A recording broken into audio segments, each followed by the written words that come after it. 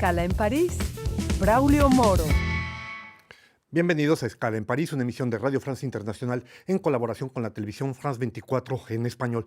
Alrededor de 2 millones de personas exiliadas es el saldo preliminar de la guerra que Rusia declaró a Ucrania, un saldo que podría incrementarse considerablemente si esta guerra se prolonga. Según diversos analistas, se trata del desplazamiento más importante que se ha producido en Europa desde la guerra en Yugoslavia en los años 90 o al inicio de la Segunda Guerra Mundial.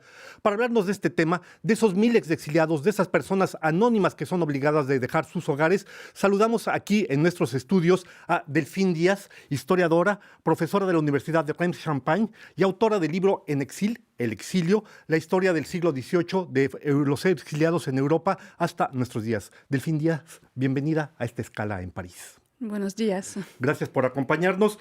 Las imágenes que están circulando alrededor de todo el mundo, de esos miles de exiliados, de esos miles de personas anónimas, recuerdan los momentos más oscuros de la historia europea. Sí, hasta 2 millones de exiliados han huido de Ucrania desde el inicio de la guerra y este es el éxodo más brutal, masivo, desde el fin de la Segunda Guerra Mundial. Sí, claro, esta guerra que ocurre a la puertas de la Unión Europea está cambiando también esta visión de las migraciones forzadas, porque hay una visión más positiva de estas migraciones, más positiva de la que ha prevalecido durante los últimos años. Sí.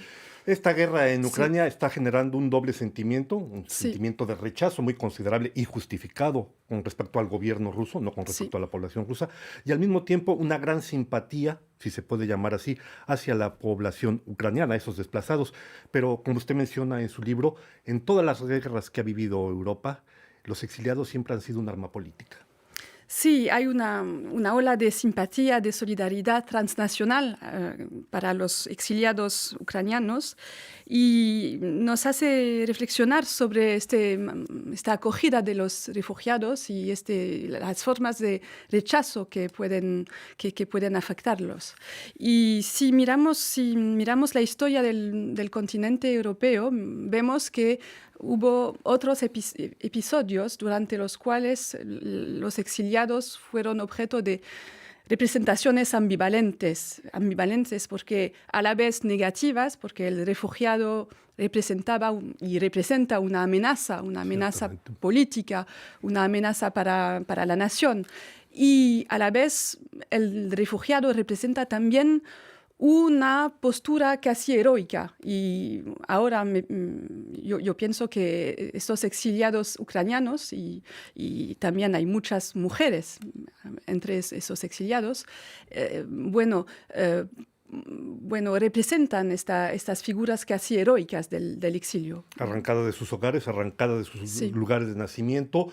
Antes del 24 de febrero, el inicio de la guerra con Ucrania, en Europa veníamos viendo una serie de disposiciones que se estaban aplicando precisamente contra los exiliados, contra los refugiados. El presidente Macron, Francia, que ocupa actualmente la presidencia de la Unión Europea, incluso había previsto modificar las leyes al respecto para endurecer aún más esta situación. Sí, quería proteger aún más las fronteras exteriores de la Unión Europea y me parece que va a revisar su programa en materia de reforzamiento de las fronteras exteriores de la Unión Europea. O sea, que puede cambiar, la guerra puede cambiar de manera favorable. Sí, está ya cambiando esta manera de considerar la apertura la apertura de las fronteras orientales de la Unión Europea. Una de las paradojas que vemos precisamente con este conflicto es que países notablemente del este de Europa, en particular Hungría o Polonia, abiertamente opuestos a la llegada de migrantes, ahora son los que están recibiendo esos cientos de miles que vienen procedentes de Ucrania. Sí, hay un verdadero cambio de rumbo con estos países en materia de acogida de los exiliados y eso eso muestra también la construcción racial, religiosa y cultural del refugiado y del exiliado aceptable o incluso deseable. Claro, porque estos exiliados que están recibiendo en Hungría, en Polonia, no es gente que venga de África, no es gente que venga de Medio Oriente. Son los eslavos, son los europeos propiamente dichos. Sí, y esta solidaridad religiosa y cultural sí está muy importante para justificar esta apertura de las fronteras orientales. Sí. Desde el siglo XVIII, Sí. Europa ha estado recurrentemente inmersa en periodos de guerras con cientos de miles de desplazados.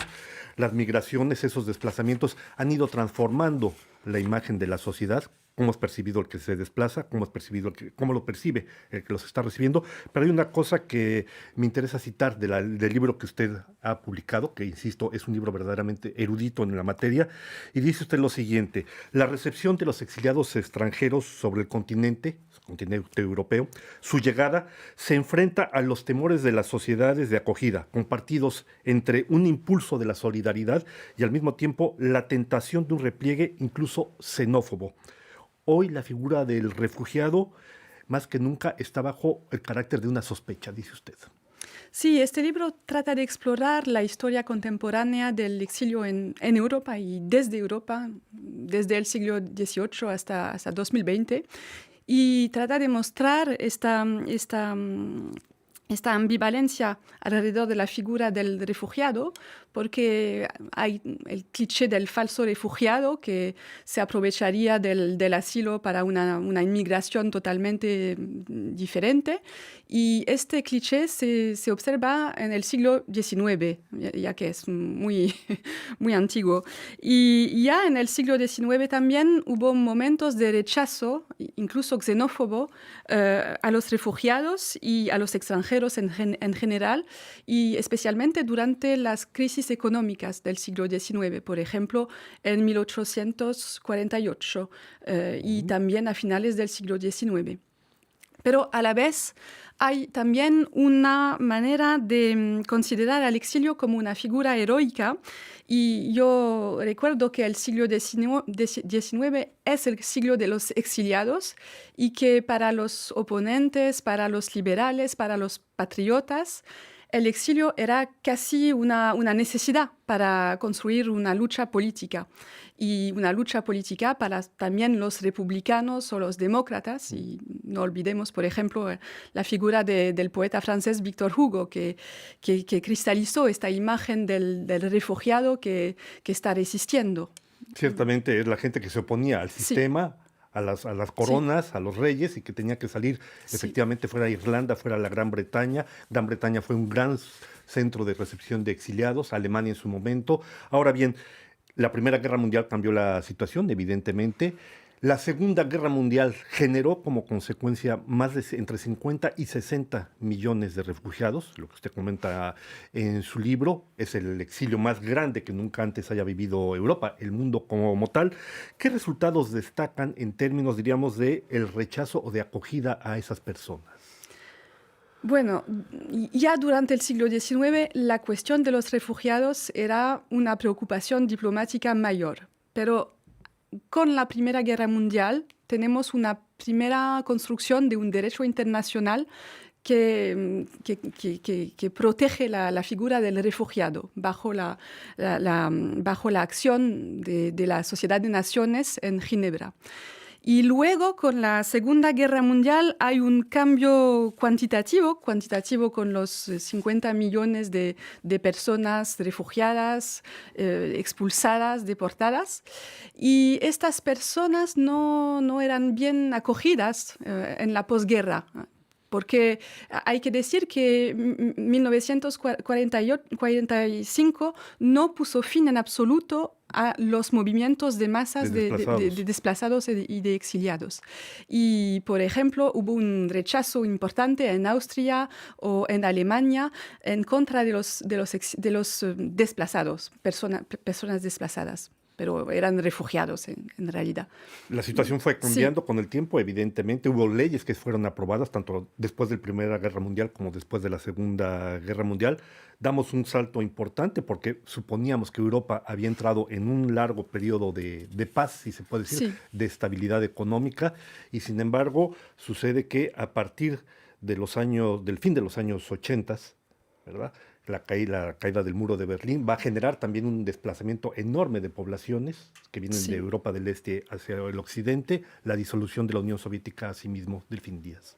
Sí, durante los años 80 la tasa de concesión del Estatuto de Refugiado, el Estatuto de la Convención de Ginebra, tendió a disminuir de manera brutal en toda Europa y esto lo podemos relacionar con las circunstancias de la crisis económica que afectaba a Europa. Y también esto era consecuencia de la diversificación de las orígenes geográficas de los exiliados, porque en aquel momento llegaron a Europa muchísimos exiliados de Asia y de África y esto cambiaba la percepción del exiliado, porque el exiliado ya no se podía relacionar con la figura del disidente soviético que estaba muy bien acogido en Europa occidental y la figura del refugiado estaba cambiando y esta tasa de concesión disminuyó. Sí, hay una transición, un giro muy importante en estos años, a mi parecer. De manera breve, ¿qué es lo que hace que usted hable de una transición precisamente entre lo que fueron los años 80 y la situación que se vive a partir de los años 90, 2000 concretamente? De manera breve, por favor. Sí, a partir de los años 2000 hubo también la consecuencia de las revoluciones que se conocieron como la primavera árabe y esto también modificó mucho la percepción de los exiliados con la multiplicación de las devoluciones en las fronteras, los famosos e ilegales pushbacks en las fronteras europeas. Y en este momento hay una selectividad muy importante del asilo en Europa y una selectividad que se nota ahora también con la guerra de Ucrania en contraste. Una situación que sin duda va a acentuarse con el paso de las semanas, de los meses. Esta guerra parece haber llegado para quedarse durante un buen tiempo. Vamos a ver cuáles son las respuestas que podrán dar los distintos gobiernos, sea en Moscú, sea en Ucrania, sea notablemente los gobiernos europeos. Estamos llegando ya al final de esta escala en París. Yo quisiera agradecerle a Delfín Díaz, historiadora, profesora de historia precisamente de la Universidad de Reims, allá en Champagne-Ardenne, su participación, y me permito recomendar a aquellos que hablen en francés este excelente libro que se llama En exil, los refugiados en Europa del final del siglo XVIII hasta nuestros días, publicado por Ediciones Folio. Muchas gracias, Delfín. Muchísimas gracias. A ustedes les damos una nueva cita aquí la próxima semana en otra escala en París.